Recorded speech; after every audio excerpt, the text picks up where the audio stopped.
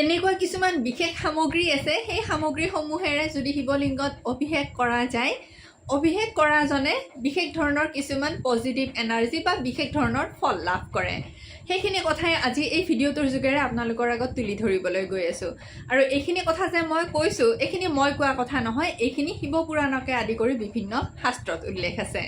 আৰু আটাইতকৈ গুৰুত্বপূৰ্ণ কথা, এই যে শিৱলিংগত অভিষেক কৰিব, এই দ্ৰব্যকেইবিধেৰে কেনেকুৱা ধৰণৰ শিৱলিংগত অভিষেক কৰিলেহে এই ফলখিনি পোৱা যায়, সেইটোও বহুত বেছি গুৰুত্বপূৰ্ণ কথা। মই ভিডিঅ'টোৰ শেষলৈকে সেইখিনি কথাও কৈ আছোঁ। এতিয়া প্ৰথমতে আপোনালোকক ক'বলৈ গৈ আছোঁ কি কি সামগ্ৰীৰে অভিষেক কৰিলে কেনেকুৱা কি ধৰণৰ ফল পোৱা যায়। শিৱলিংগত অভিষেক কৰা পানীখিনিত যদি আতৰ বা সুগন্ধি মিহলাই লোৱা হয়, আতৰ বুলি কওঁতে এতিয়া চন্দনৰ আতৰ হ'ব পাৰে, গোলাপৰ পৰা তৈয়াৰ কৰা আতৰ হ'ব পাৰে, নহ'লে অগৰু পূজাৰ দোকানত কিনিবলৈ পোৱা যায়, সেয়া মিহলাই যদি পানীত সেয়া পানীৰে শিৱলিংগত অভিষেক কৰা হয়, তেতিয়াহ'লে অভিষেক কৰাজনৰ যদি কিবা বেমাৰ আজাৰ চলি আছে বা ঘৰত যদি তেনেকুৱা কিবা বেমাৰ আজাৰ চলি আছে, সেয়া নিৰাময় হয় বুলি বিভিন্ন শাস্ত্ৰত উল্লেখ আছে। আৰু লগতে সেই ব্যক্তিজনৰ মনলৈ শান্তি আহে। আৰু ঘৰুৱা বাতাবৰণ যদি ধৰক অশান্তিকৰ, কাজিয়া পেচাল বা তেনেকুৱা ধৰণৰ হয়, তেতিয়াহ'লে ঘৰৰ সেই বাতাবৰণো শান্ত হয়, পজিটিভ হয় বুলি বিভিন্ন শাস্ত্ৰত উল্লেখ আছে। দ্বিতীয়তে তীৰ্থৰ জল। তীৰ্থৰ জল মানে গংগা নদীৰ পানী, নৰ্মদা নদীৰ পানী, যমুনা নদীৰ পানী, আৰু বোলে নহয় ধৰক কোনোবাই বদ্ৰীনাথত গৈছে, বদ্ৰীনাথৰ পৰা পানী আনিছে, কাৰোবাৰ ওচৰত বোলে সেই কুম্ভ মেলাৰ ধৰক বিশেষ ত্ৰিবেণী সংগমৰ পানী আছে, তেনেকুৱা পানীৰে সেয়া তীৰ্থৰ জল বুলি কোৱা হয়। সেয়া পানীৰে যদি শিৱলিংগত অভিষেক কৰে, তেতিয়াহ'লে পিতৃসকলে শান্তি পায় বুলি কোৱা হয়। পিতৃ মানে সেই ব্যক্তিগৰাকীৰ বংশত ইতিমধ্যে যিসকলৰ মৃত্যু হৈছে, তেওঁলোক পিতৃ হয়, পিতৃই শান্তি পায় বুলি কোৱা হয়। আৰু কাৰোবাৰ ঘৰত যদি পিতৃদোষ থাকে, সেয়াও নিৰাময় হয় বুলি শাস্ত্ৰত উল্লেখ আছে। আৰু লগতে অভিষেক কৰাজনৰো মৃত্যুৰ পিছত পিতৃদোষ নহয় বুলি বিশ্বাস কৰা হয়। তেওঁ সেই জন্ম মৃত্যুৰ যি চক্ৰ, তাৰে পৰা মুক্তি পাই মোক্ষ প্ৰাপ্তি হয় বুলি বিশ্বাস কৰা হয়। শিৱলিংগত যদি ঘৰতে তৈয়াৰ কৰা কেঁচা গাখীৰৰ দৈৰে অভিষেক কৰা হয়, কিনা গাখীৰৰ দৈ নহয় কিন্তু, তেতিয়াহ'লে ব্যক্তিগৰাকীৰ সম্পত্তিৰ ক্ষেত্ৰত লাভ হয় বুলি বিশ্বাস কৰা হয়। ব্যৱসায় পাতিত উন্নতি হয়, আৰু লগতে ধৰক সম্পত্তি হয়, আৰু মাটি, ঘৰ, বাহন ইত্যাদি হয় বুলি বিশ্বাস কৰা হয়। আৰু লগতে সাংসাৰিক ক্ষেত্ৰতো সুখ প্ৰাপ্তি হয় বুলি বিশ্বাস কৰা হয়। আৰু যদি বৃহস্পতিবাৰে, যাক গুৰুবাৰ বুলি কোৱা হয়, গুৰুবাৰে যদি দৈৰে শিৱলিংগত অভিষেক কৰিব পাৰে, তেতিয়াহ'লে আৰু বহুত বেছি ভাল বুলি বিশ্বাস কৰা হয়। কেৱল মাত্ৰ ব্যৱসায় বাণিজ্য কৰা সকলৰে নহয়, চাকৰিৰ ক্ষেত্ৰতো কেৰিয়াৰৰ ক্ষেত্ৰত, কাম কাজৰ ক্ষেত্ৰত দৈৰে শিৱলিংগত, কিন্তু কেঁচা গাখীৰৰ দৈ হ'ব লাগিব, গৰুৰ গাখীৰৰ দৈ, তেনেকৈ অভিষেক কৰিলে সেই অভিষেক কৰাজনৰ বেপাৰ বাণিজ্য সম্পত্তিৰ ক্ষেত্ৰত বা ঘৰুৱা সাংসাৰিক সুখ শান্তিৰ ক্ষেত্ৰত যথেষ্ট যোগাত্মক প্ৰভাৱ পৰে বুলি বিশ্বাস কৰা হয়। কেঁচা গাখীৰেৰে বজাৰত যিবিলাক গাখীৰ কিনিবলৈ পোৱা যায়, সেয়া আচলতে এবাৰ গৰম কৰাহে গাখীৰ, পেকেট গাখীৰবিলাকৰ কথা কৈছোঁ। বিশুদ্ধ গৰুৰ গাখীৰেৰে যদি শিৱলিংগত অভিষেক কৰা হয়, তেতিয়াহ'লে সন্তান প্ৰাপ্তিত যোগাত্মক প্ৰভাৱ পৰে বুলি কোৱা হয়। যিসকল ব্যক্তিৰ ধৰক সন্তান জন্ম পোৱা নাই, বা সন্তান জন্ম পালেও ধৰক কি বুলি কয়, আচাৰ আচৰণৰ ক্ষেত্ৰত ভাল নহয়, তেনেকুৱা ক্ষেত্ৰত গৰ্ভ অৱস্থাত বা সন্তান হোৱাৰ আগতে যদি সেই ধৰণে কেঁচা গাখীৰেৰে শিৱলিংগত অভিষেক কৰে, সন্তানৰ ক্ষেত্ৰত বহুত বেছি যোগাত্মক প্ৰভাৱ পৰে বুলি বিশ্বাস কৰা হয়। তাৰপিছত আহিলে মৌ। বিশুদ্ধ মৌৰে যদি শিৱলিংগত অভিষেক কৰা হয়, তেতিয়াহ'লে অভিষেক কৰাগৰাকীৰ যদি কিবা বেমাৰ আজাৰ হৈ আছে, তাৰে পৰা তেওঁ মুক্তি পায় বুলি বিশ্বাস কৰা হয়। আৰু ব্যক্তিগৰাকীয়ে অজানিতে হওক বা জানিয়ে হওক কিবা যদি পাপ কৰ্ম বা বেয়া কৰ্ম কৰিছে, সেই বেয়া কৰ্মও নষ্ট হয় বুলি বিশ্বাস কৰা হয়। পানীত মিঠা বস্তু, মিচিৰি হওক বা চেনি মিহলি কৰি শিৱলিংগত অভিষেক কৰি, তাৰপিছত শিৱলিংগত বিল্বপত্ৰম বেলপাত আৰু যদি বগা মিঠাই দিয়া হয়, তেতিয়াহ'লে বিশ্বাস কৰা হয় সেই ব্যক্তিৰ সন্তান প্ৰাপ্তিত সহজ হয়, বা তেওঁ সুফল লাভ কৰে বুলি বিশ্বাস কৰা হয়। শিৱলিংগত বিভিন্ন ফলৰ ৰসেৰে অভিষেক কৰিব পাৰি, সেই কথাটো মই আপোনালোকক আগতে বিভিন্ন ভিডিঅ'ত কৈছোঁ। এতিয়া কুঁহিয়াৰৰ ৰসেৰে 1 চামুচে হওক সেই কুঁহিয়াৰৰ ৰসেৰে যদি শিৱলিংগত অভিষেক কৰা হয় আৰু শিৱলিংগত তাৰ পিছত যদি বগা পদুম দিয়া হয় তেতিয়াহ'লে বিশ্বাস কৰা হয় সেই ব্যক্তিৰ আৰ্থিক উন্নতি হয়, ব্যৱসায় বাণিজ্য বা চাকৰি ইত্যাদিত বহুত বেছি ভাল ফল পায়, সম্পত্তি ইত্যাদি হয় বুলি বিশ্বাস কৰা হয়। বিভিন্ন শাস্ত্ৰত উল্লেখ আছে। পূৰ্ণিমা বা অমাৱস্যাৰ দিনা ঘি আৰু মৌ একেলগে মিহলি কৰি যদি শিৱলিংগত অভিষেক কৰা হয় তেতিয়াহ'লে শৰীৰ আৰু মনে শান্তি পায়, সাংসাৰিক সুখ প্ৰাপ্তি হয়, আৰু কিবা ধাৰ আছিলে যদি সেয়াও মানে মোচন হয়। টকা পইচাৰ ধাৰৰ কথা কৈছোঁ, বা পিতৃ ঋণ, ঋষি ঋণ, এইবিলাক ঋণ থাকে যে যাক ঋণ ত্ৰয় বুলি কোৱা হয়, তাৰ পৰাও মুক্তি পায়, আৰু ব্যক্তিগৰাকীৰ মানে ব্যৱসায় বাণিজ্য ঐশ্বৰ্য সম্পত্তিৰ ক্ষেত্ৰত মানে বহুত বেছি লাভ হয় বুলি বিশ্বাস কৰা হয়। আৰু এনেদৰে অভিষেক কৰা ব্যক্তিৰ শাৰীৰিক আৰু মানসিক শান্তি অটুট থাকে, আৰু লগতে সাংসাৰিক মানে সুখ প্ৰাপ্তিও হয় বুলি বিশ্বাস কৰা হয়। কেঁচা গাখীৰত চেনি বা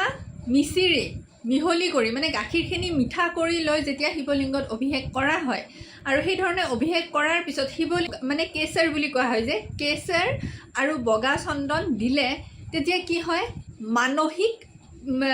মানে শক্তি বৃদ্ধি হয় বুলি বিশ্বাস কৰা হয়, বুদ্ধি বৃত্তি ভাল হয়। এতিয়া কিছুমানে যে কয় ধৰক তেওঁলোকৰ ল'ৰা ছোৱালীৰ বুদ্ধি বৃত্তি নাই, অকণমান হোজা, বা ধৰক মানে কি আৰু পঢ়া শুনাত দুৰ্বল বুলি কোৱা হয়, তেনেকুৱা ক্ষেত্ৰত এই ধৰণে উপায় কৰাৰ লগতে ভালদৰে পঢ়া শুনা কৰিলে নিশ্চয় সুফল পায় বুলি বিশ্বাস কৰা হয়। মানে পঢ়িবতো লাগিবই দিয়কচোন, কেৱল মাত্ৰ পূজা পাঠ কৰিলে নহ'ব।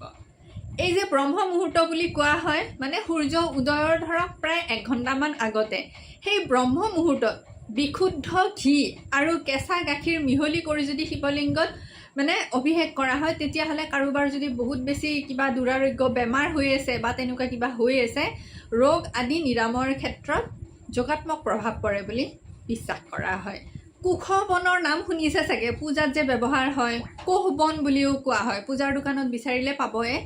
পানীত সেই বন মিহলি কৰি মানে অকণমান বন সেই পানীত দি সেই পানীৰে শিৱলিংগত অভিষেক কৰিলে বহুত বেছি গুৰুতৰ ৰোগত আক্ৰান্ত হৈ থকা ব্যক্তিয়ে আৰোগ্য লাভ কৰে বুলি বিশ্বাস কৰা হয়, মানে শৰীৰ ৰোগমুক্ত হয় বুলি বিশ্বাস কৰা হয়। নিৰোগী ব্যক্তিয়েও এই ধৰণে কৰিব পাৰে যাতে ভৱিষ্যতে তেওঁৰ একো মানে তেনেকুৱা বেমাৰ আজাৰ নহওক, এই ধৰণে শাস্ত্ৰত উল্লেখ আছে। বিশুদ্ধ গৰুৰ গাখীৰৰ পৰা তৈয়াৰ কৰা ঘিৰে, বজাৰত যিবিলাক ঘি পোৱা যায় যদি সঁচাকৈ ক'ব যাওঁ বেছিভাগ ঘিয়ে কিন্তু প্ৰকৃত ঘি নহয়, গতিকে শিৱলিংগত দিব পৰা ঘিখিনি 1 চামুচে হওক ঘৰত নিজে তৈয়াৰ কৰি ল'ব পাৰিলে বেছি ভাল। ময়ো তেনেকুৱাই কৰোঁ, বিশুদ্ধ গৰুৰ গাখীৰ মানে ঘৰত দৈ পাতি সেই দৈৰ চামনিৰ পৰা তেনেকৈ মই ঘি তৈয়াৰ কৰিলোঁ, আৰু সেই ঘিয়ে মই শিৱলিংগত দিওঁ। তেনেকুৱা প্ৰকৃত মানে বিশুদ্ধ ঘিৰে শিৱলিংগত অভিষেক কৰিলে সন্তান প্ৰাপ্তিটো হয়, আৰু লগতে সেই সন্তান গুণী হয়, বংশ বিস্তাৰ হয়, মানে অগুণী সন্তান নহয়। সন্তান জন্ম পালেও সেই সন্তান গুণী হোৱাটো দৰকাৰ, পৰোপকাৰী বা প্ৰকৃত এগৰাকী ব্যক্তি যাক মানে ধৰক মানৱীয় গুণসম্পন্ন ব্যক্তি জন্ম হোৱাটো দৰকাৰ, মানে সন্তান ভাল হয়, সন্তান প্ৰাপ্তিটো হয়, আৰু লগতে সুসন্তান জন্ম পায় বুলি বিভিন্ন শাস্ত্ৰত উল্লেখ আছে। এতিয়া চাওক, শাস্ত্ৰত যিখিনি কথা উল্লেখ আছে সেইখিনি কথা মই আপোনাৰ আগত ব্যক্ত কৰিলোঁ, কিন্তু কথাটো এনেকুৱা নহয় যে কাম কাজ নকৰি কেৱল মাত্ৰ পূজা কৰি থাকিলে এই ধৰণে যে লাভ হ'ব, সেইটো কথা কেতিয়াও নহয়। কথাটো হৈছে এনেকুৱা ধৰণৰ, আমি যিহেতু মনুষ্য ৰূপে জন্ম পাইছোঁ, মানে মনুষ্য যোনিত জন্ম পাইছোঁ। মনুষ্য যোনি মানে হৈছে কৰ্ম আৰু কৰ্তব্য, সৎ কৰ্ম কৰিব লাগিব, কৰ্তব্য পালন কৰিব লাগিব। তাৰে উপৰি এই ধৰণে যেতিয়া আমি পূজা পাঠ কৰিম তেতিয়া আমাৰ সেই সৎ কৰ্মই আৰু আমাৰ কৰ্তব্যই কি পায়, এটা ধুনীয়া ফ'ৰ্চ পায়, এটা পজিটিভ এনাৰ্জি পায়। কথাটো হৈছে সেইটো। এইটো কথা কেতিয়াও নহয় কাম কাজ নকৰি বোলে পঢ়া শুনা নকৰি মানে একদম নিজৰ কৰ্মখিনি নকৰি কেৱল মাত্ৰ পূজা পাঠ কৰি থাকিলে কেতিয়াও সফলতা লাভ নকৰে। নিজৰ কৰ্ম কৰাৰ উপৰিও আধ্যাত্মিকভাৱে যেতিয়া এই ধৰণে পূজা পাঠ কৰি থকা হয় তেতিয়া নিশ্চয় সুফল পোৱাই যায়। লগতে পূৰ্বজন্মৰে হওক বা এই জন্মৰে হওক কিছুমান বেয়া কৰ্মবান্ধন যে আমি লৈ জন্ম পাওঁ, কাৰণ মনুষ্য যোনিত জন্ম পাইছোঁ যিহেতু আমি কিবা বেয়া কৰ্ম লৈ নিশ্চয় জন্ম পাইছোঁ, সেই কৰ্ম আমি সুজাব লগা আছে। এই ধৰণে পূজা পাঠ কৰি থাকিলে আমাৰ সেই বেয়া কৰ্মসমূহ নাশ হয়, আৰু তাৰ ফলত আমি যি সৎ কৰ্ম কৰোঁ আমাৰ সেই সৎ কৰ্ম প্ৰশস্ত হয়। প্ৰকৃত কথা হৈছে সেইটো। আৰু 2 নম্বৰতে এই যে শিৱলিংগত অভিষেক কৰিব, কেনেকুৱা শিৱলিংগত অভিষেক কৰিব এতিয়া চাওক এই বিষয়ে মই আগতেও ভিডিঅ' দিছোঁ মই ভিডিঅ'টোৰ লিংক এইটো ভিডিঅ' ডেছক্ৰিপশ্যন বক্সত দি দিম মানে কি হয় আমাৰ শাস্ত্ৰত কিছুমান বিশেষ ধাতু বা বিশেষ শিৱলিংগৰ উল্লেখ আছে সেই শিৱলিংগসমূহত পূজা কৰিলেহে বা সেই ধৰণে অভিষেক কৰিলেহে আমি সেই পজিটিভ এনাৰ্জিখিনি পাওঁ মানে কি হয় শিৱ বাবাটো তেওঁ বিশ্বব্ৰহ্মাণ্ডৰ অধিকাৰী শিৱ বাবাক জানো ঘি লাগিব গাখীৰ লাগিব তেওঁ অধিপতি নহয় জানো কথাটো হয় কি যেতিয়া কিছুমান বিশেষ মানে ধাতু বা বিশেষ শিৱলিংগত আমি অভিষেক কৰোঁ সেই শিৱলিংগ ভাগত বিশেষ ধৰণৰ শক্তি থাকে সেই শক্তি আমি খালী চকুৰে নেদেখিব পাৰোঁ কিন্তু যেতিয়া আমি সেই ধৰক বিশেষ তিথিত বা আমি একদম ভক্তিভাৱেৰে সেই দ্ৰব্যৰে যেতিয়া তাতে পূজা কৰিম নহয় আমি চকুৰে নেদেখোঁ কিন্তু সেই শিৱলিংগৰ পৰা বা এই বিশ্বব্ৰহ্মাণ্ডৰ শক্তিয়ে সেই শিৱলিংগৰ জৰিয়তে দিয়ে আমালৈ কিছুমান পজিটিভ এনাৰ্জি পঠিয়াই দিয়ে গতিকে এই দ্ৰব্যসমূহেৰে অভিষেক কৰাৰ ক্ষেত্ৰত শিৱলিংগ ভাগো মানে তেনেকুৱা শিৱলিংগ হ'ব লাগে এতিয়া তেনেকুৱা শিৱলিংগ কোনসমূহ শিৱলিংগ জানেনে 1 নম্বৰতে হৈছে 12টা জ্যোতিৰ্লিংগ সেয়া বহুত বেছি পবিত্ৰ এতিয়া কিছুমান জ্যোতিৰ্লিংগত স্পৰ্শ দৰ্শনৰ অনুমতি নাই এতিয়া কেদাৰনাথত পাৰি কোনোবাই যদি কেদাৰনাথত গৈছে ইয়াৰে যিকেইবিধ সামগ্ৰীৰে পাৰে তাতে যদি অভিষেক কৰে বহুত বেছি ভাল এতিয়া জ্যোতিৰ্লিংগতো সদায় অভিষেক কৰাটো সম্ভৱ নহয় গতিকে তেনেকুৱা ক্ষেত্ৰত আমাৰ নিজৰ ঠাইত প্ৰাচীন শিৱ মন্দিৰসমূহ নিশ্চয় আছে এতিয়া যদি আমাৰ গুৱাহাটীৰ মই কথা ক'বলৈ যাওঁ শুক্লেশ্বৰ তাৰপিছত উমানন্দ মা কামাখ্যা শক্তিপীঠৰ চৌহদৰ ভিতৰতো বিশেষ শিৱলিংগ আছে মা কামাখ্যা শক্তিপীঠৰ চাৰিওকাষে 5টা বিশেষ শিৱলিংগ আছে কটিলিংগ তাৰপিছত সিদ্ধেশ্বৰ তেনেকৈ কেইবাটাও শিৱলিংগ আছে মানে প্ৰাচীন যিবিলাক শিৱলিংগ যিবিলাক মানে মানুহে ধৰক সৃষ্টি কৰা নহয় কোনোবা ঋষিমুনিয়ে সৃষ্টি কৰা বা নিজে সৃষ্টি হোৱা তেনেকুৱা প্ৰাচীন শিৱলিংগত এই ধৰণে অভিষেক কৰিব পাৰিলে বহুত বেছি ভাল যেনে ধৰক শিৱসাগৰৰ শিৱদৌল নেঘেৰি খেটিঙৰ শিৱদৌল তেনেকুৱা ধৰণৰ শিৱলিংগসমূহ গুৱাহাটীত তেনেকুৱা বহুত শিৱলিংগ আছে বা শিৱ মন্দিৰ আছে হয়তো মোৰ এই মুহূৰ্তত নাম মনত পৰা নাই আপোনালোকে নিশ্চয় ধৰিব পাৰিছে মই কি ক'ব বিচাৰিছোঁ প্ৰাচীন শিৱলিংগত মানে একদম ধৰক বহুত বছৰৰ পৰা আছে আমি নাজানোৱে কিমান বছৰৰ পৰা আছে তেনেকুৱা শিৱলিংগসমূহত কৰিব পাৰে আৰু নহ'লে বা নিজৰ হাতেৰে নিৰ্মাণ কৰা মাটিৰ শিৱলিংগ মাটি মানে উই সাফলুৰ মাটিৰে আচলতে তেনেকুৱা শিৱলিংগ নিৰ্মাণ কৰিব লাগে তেতিয়া শিৱলিংগ ভাগ টান হয় তাত মানে অভিষেক কৰি থকাৰ সময়তো শিৱলিংগ ভাগ ভাঙি নাযায় তেনেকুৱা শিৱলিংগক পাৰ্থিৱ শিৱলিংগ বুলি কোৱা হয় আৰু তেনেকুৱা মাটিৰে নিৰ্মিত শিৱলিংগত এবাৰে পূজা হয় এবাৰ পূজা কৰি বিসৰ্জন দিব পাৰে তেনেকুৱা শিৱলিংগত কৰিব পাৰে নহ'লে সোণেৰে নিৰ্মাণ কৰা শিৱলিংগ হ'ব পাৰে ৰূপেৰে হ'ব পাৰে তামেৰে হ'ব পাৰে পিতলেৰে হ'ব পাৰে অষ্টধাতুৰে নিৰ্মাণ কৰা শিৱলিংগ হ'ব পাৰে পাৰদ শিৱলিংগ হ'ব পাৰে মানে পাৰা ধাতুৰে নিৰ্মাণ কৰা নহ'লে নৰ্মদেশ্বৰ শিৱলিংগ হ'ব পাৰে নহ'লে স্ফটিকৰ শিৱলিংগ হ'ব পাৰে এইকেইবিধ যে শিৱলিংগৰ নাম ক'লোঁ এইকেইবিধ আমাৰ শাস্ত্ৰতে উল্লেখ আছে এনেকুৱা ধৰণৰ শিৱলিংগ আমি ঘৰতো ৰাখিব পাৰোঁ গতিকে আৰু এটা কথা